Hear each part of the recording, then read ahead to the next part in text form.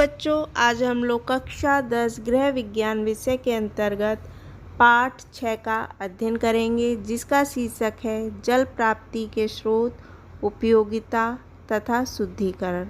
बच्चों, भाग 1 की वीडियो में हमने आपको जल का संगठन, जल की क्या उपयोगिता है, जल कितने प्रकार के होते हैं, कठोर तथा मृदु जल में क्या अंतर है तथा शुद्ध तथा अशुद्ध जल में क्या क्या अंतर होते हैं, इसके बारे में बताया था। बच्चों, आज भाग 2 की वीडियो में हम आपको जल प्राप्ति के स्रोत के बारे में बताएंगे कि जल किन किन माध्यमों के द्वारा प्राप्त होता है। तो चलिए बच्चों, शुरू करते हैं। जल प्राप्ति के स्रोत। जल प्राप्ति का जो मुख्य स्रोत यानी जो मुख्य साधन है वो है समुद्र। फिर है वर्षा। वर्षा का जल भी हमें 2 तरह से प्राप्त होता है। पहला है पृथ्वी का बहता हुआ जल, दूसरा है पृथ्वी द्वारा शोषित जल। पृथ्वी का बहता हुआ जल हमें 3 माध्यमों के द्वारा प्राप्त होता है: झील, तालाब तथा नदियाँ। और पृथ्वी द्वारा शोषित जल भी हमें 3 माध्यम के द्वारा प्राप्त होता है। पहला कुआं, दूसरा स्रोत, तीसरा झरना। तो सबसे पहले हम बात करते हैं समुद्र। हमारे भूमंडल का लगभग 2/3 भाग जल तथा 1/3 भाग थल है। आकार तथा मात्रा दोनों ही दृष्टियों में समुद्र ही जल का सबसे बड़ा स्रोत होता है।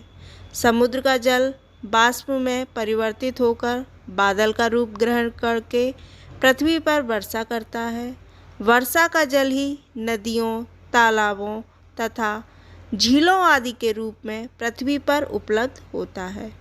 समुद्री जल हमारे लिए विशेष उपयोगी नहीं होता, क्योंकि यह खारा होता है। यह जल पीने तथा सिंचाई के काम में नहीं लाया जा सकता। नंबर 2 है वर्षा। जल का एक व्यापक स्रोत है वर्षा। वर्षा के माध्यम से ही पृथ्वी को जल की प्राप्ति बहुत अधिक मात्रा में होती है। वर्षा का जल पूर्ण रूप से शुद्ध होता है। वर्षा का जल नदियों, तालाबों, झीलों आदि के जल का एक महत्वपूर्ण स्रोत है। कृषि कार्य के लिए भी सिंचाई हेतु यह बहुत महत्वपूर्ण भूमिका निभाता है। नंबर 3 है नदियाँ। हमारा देश कृषि प्रधान देश है, जहाँ पर पीने के जल का एक प्रमुख स्रोत जो होता है वो होती है नदियाँ। पहाड़ों की बर्फ़ जब अधिक तापमान में पिघलती हैं तो वह मैदानों में आकर नदी के रूप में प्रभावित हो जाती हैं। जिन जिन स्थानों पर नदियाँ बहती हैं वहाँ पर औद्योगिक केंद्र भी बनाए जाते हैं। नदियों से दूर बसे नगरों में जलापूर्ति के लिए नहरें निकाली जाती हैं। औद्योगिक केंद्रों के कारण कारखानों तथा नालों की गंदगी नदियों के जल को दूषित भी कर देती हैं। अब है नदी के जल की विशेषताएं। नदी की जल की निम्नलिखित विशेषताएं होती हैं। पहला है यह अंतःस्थलीय जल की अपेक्षा अधिक शुद्ध होता है।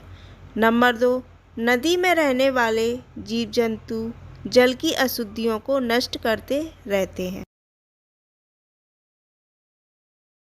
नंबर 3 है नदी का जल तेज प्रभाव तथा सूर्य की तीव्र किरणों के कारण शुद्ध होता रहता है। यानी जो नदी का जल है वो एक जगह पर इकट्ठित नहीं रहता है, वो हमेशा तेज प्रभाव से बहता रहता है, इसीलिए वह शुद्ध होता रहता है। अब है नदी का जल दूषित होने के कारण। नदी का जल दूषित होने के निम्नलिखित कारण हैं। पहला है मरे हुए जानवरों की लाशें और मृत व्यक्तियों की अस्थियों की जो राख होती है वो नदी के जल में प्रभावित करने से नदी का जल दूषित हो जाता है। नंबर 2 है नदियों के किनारे के खेतों में जो खाद दी जाती है उससे भी नदी का जल दूषित हो जाता है। नंबर 3 है नदियों के किनारे बसे हुए शहरों के गंदे नाले तथा औद्योगिक कारखानों की जो गंदगी है वो नदियों में प्रभावित कर दी जाती है, जिससे कि नदियों का जल अशुद्ध हो जाता है। नंबर 4 है नदी के किनारे कपड़े धोने, नहाने तथा पशुओं को नहलाने और मलमूत्र त्याग करने से भी नदी का जल दूषित होता है। अब है नदी के जल को दूषित होने से बचाने के उपाय। नदी के जल को दूषित होने से बचाने के निम्नलिखित उपाय हैं, जो कि इस प्रकार हैं। नंबर 1 है, गंदे नालों को नदियों में नहीं मिलाना चाहिए, यानी जो गंदे नालों की गंदगी है उन्हें नदियों में प्रभावित करने पर रोक लगानी चाहिए। नंबर 2 है, नदी किनारे पशुओं को नहलाना, कपड़े धोना तथा मल मूत्र का विसर्जन करना वर्जित होना चाहिए, यानी मना होना चाहिए। नंबर 3 है, नदियों में मरे हुए व्यक्तियों तथा पशुओं की लाश से विसर्जित नहीं करनी चाहिए, यानी नहीं बहानी चाहिए। नंबर 4 है, नदियों से मछली पकड़ने पर प्रतिबंध लगाना चाहिए, क्योंकि जो मछलियाँ होती हैं वो छोटे मोटे कीड़े मकोड़ों को खाकर जल को शुद्ध करती हैं। नंबर 5 है, सार्वजनिक जल पूर्ति हेतु जल संग्रह नदी के किनारे से कम 8 से 10 मीटर दूरी से होना चाहिए। अब बात करते हैं तालाब के बारे में। तालाब में भी जल एकत्रित कर लिया जाता है। पथरीली भूमि पर कुआं खोदना बहुत ही कठिन होता है, इसलिए वहां पर तालाबों के पानी का ही सर्वाधिक प्रयोग किया जाता है और यही जलापूर्ति का एकमात्र सहारा होता है।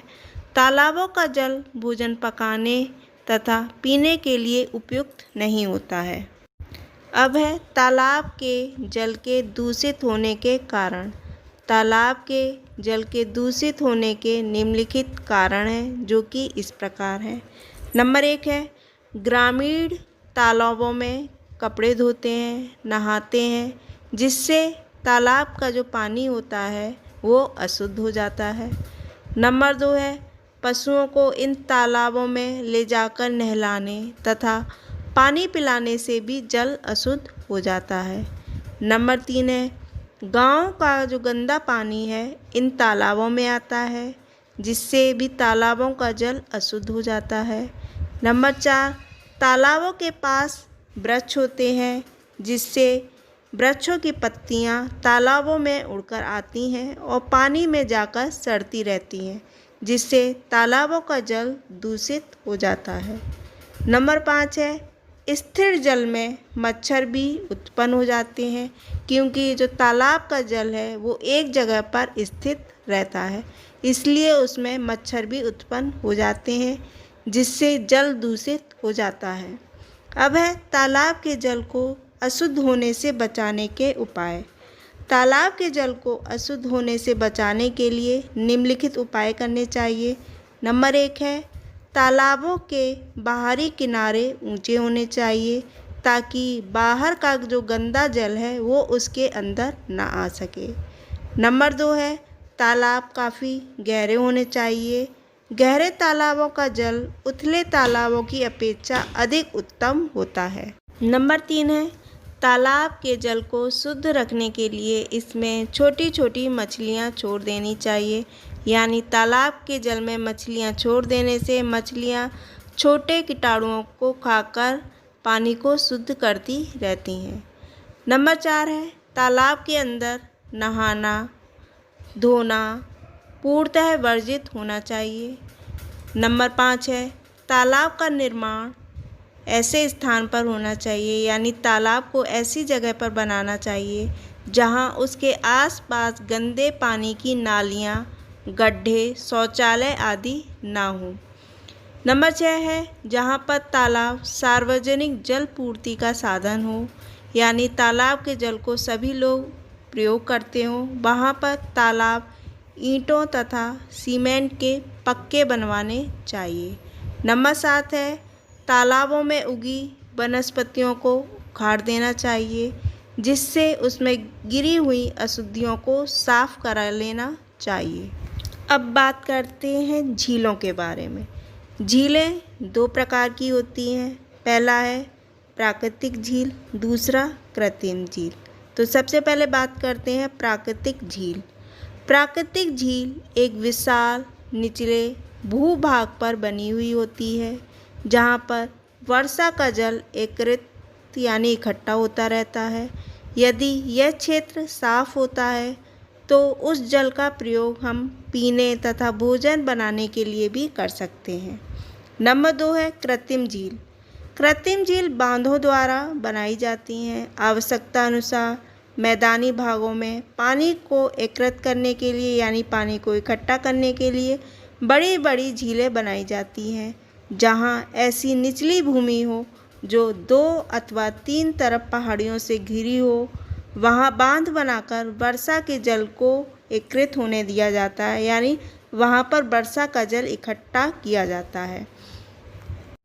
कृत्रिम जल का उपयोग बिजली के उत्पादन तथा सिंचाई के लिए किया जाता है। झीलों के पानी की जो गुणवत्ता है वो इस बात पर निर्भर करती है कि निचली भूमि जिसमें पानी भरा जाता है, यदि वहाँ पर पानी पहाड़ियों से प्राकृतिक रूप से आता है तो वह वर्षा का जल है। यदि जल गंदे नाले तथा नालियों से आता है तो उसे शुद्ध करना बहुत ही आवश्यक होता है। अब है झरने। झरने जल प्राप्ति का प्राकृतिक साधन है। झरनों में अंतःस्थलीय जल पृथ्वी की जो ऊपरी सतह है उसको फोड़कर बाहर आने लगता है, तब झरनों तथा स्रोतों का रूप धारण कर लेता है। कुछ झरनों का जल बहुत ही स्वास्थ्यवर्धक होता है। अब है कुएं।